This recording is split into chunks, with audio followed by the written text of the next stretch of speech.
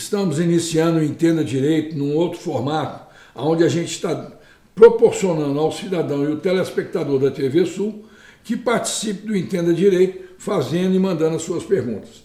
Estamos aqui hoje com a doutora Marilda Aparecida Cardoso, da Delgado Advogados Associados, e para quem não me conhece, eu sou o Daniel Serra Delgado, advogado militante aqui em Guaxupé.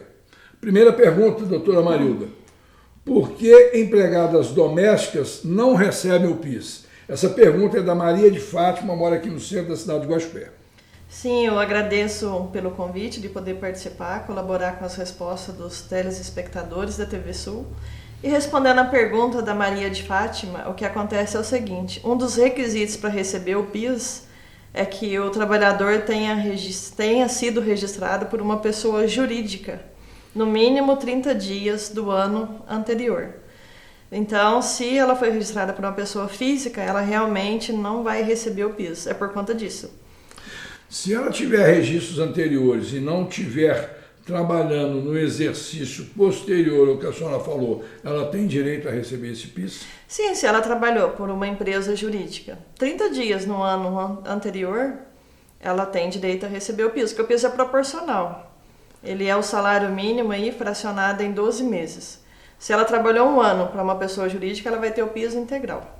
Se ela trabalhou 6 meses, ela vai ter 6 meses proporcional. Mas tem que ter tido registro por uma pessoa jurídica. Se foi pessoa física, trabalho residencial, ela não vai receber mesmo. É o mesmo que acontece com a menor aprendiz, que também não tem direito ao PIS. Não é só o caso dela.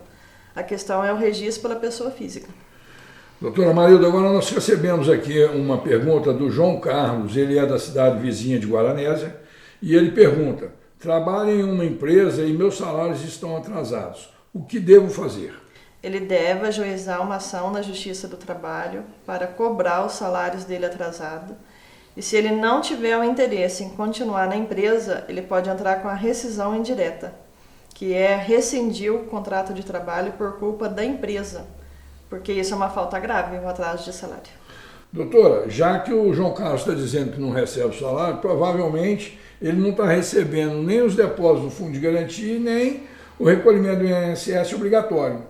Exatamente. Aí ele tem que checar esses recolhimentos, tirar o extrato dele do FGTS, o CNIS dele do INSS, e ver os recolhimentos e ajuizar a ação cobrando esses depósitos também.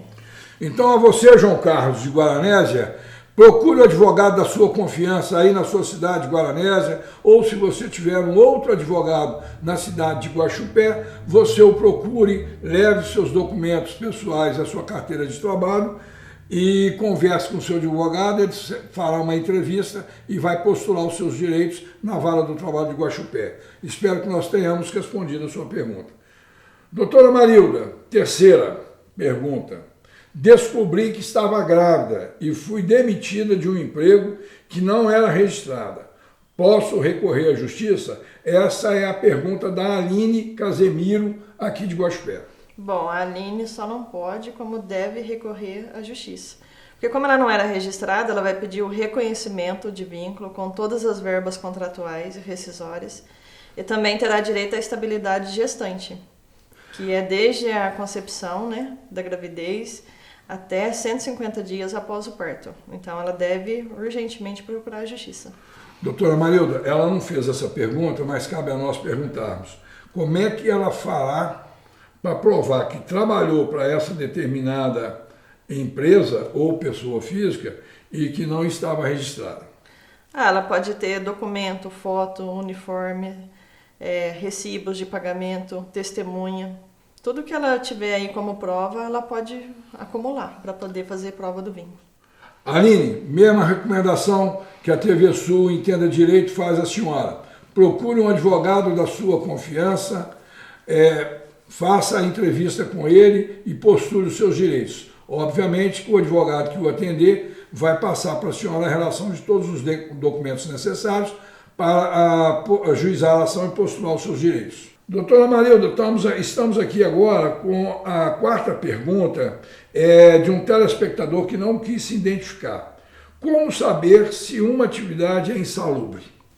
Bom, para ele saber se trabalha em um ambiente insalubre, ele tem que verificar se o agente que ele é exposto, que ele trabalha, é prejudicial à saúde. Pode ser um ruído, pode ser produto químico, pode ser pó. Aquilo pode ser um agente infeccioso.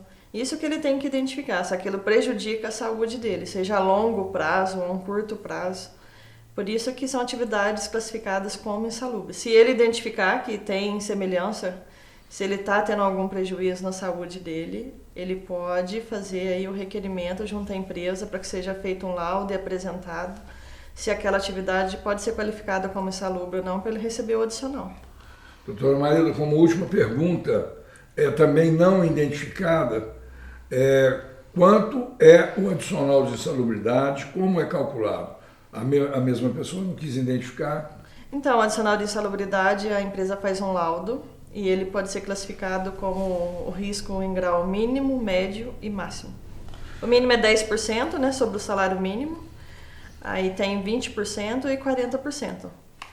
Então, é de acordo com a classificação do laudo aí, técnico aí da empresa para poder classificar. Prezado telespectador, esperamos que o Entenda Direito tenha atendido e respondido dentro das nossas possibilidades todas as indagações feitas pelos senhores e senhoras. Esperamos que haja maior participação. Nós estamos, como eu disse no início, iniciando um novo formato do Entenda Direito e traremos sempre que puder a presença de um advogado inscrito nos quadros da OAB de Guaxupé, Guaranésia, Muzambinho e aqueles que queiram participar. Muito obrigado pela sua participação. Doutora Marilda, muito obrigado pela sua presença, em nome do Entenda Direito, em nome da TV Sul. Muito obrigado. Eu que agradeço.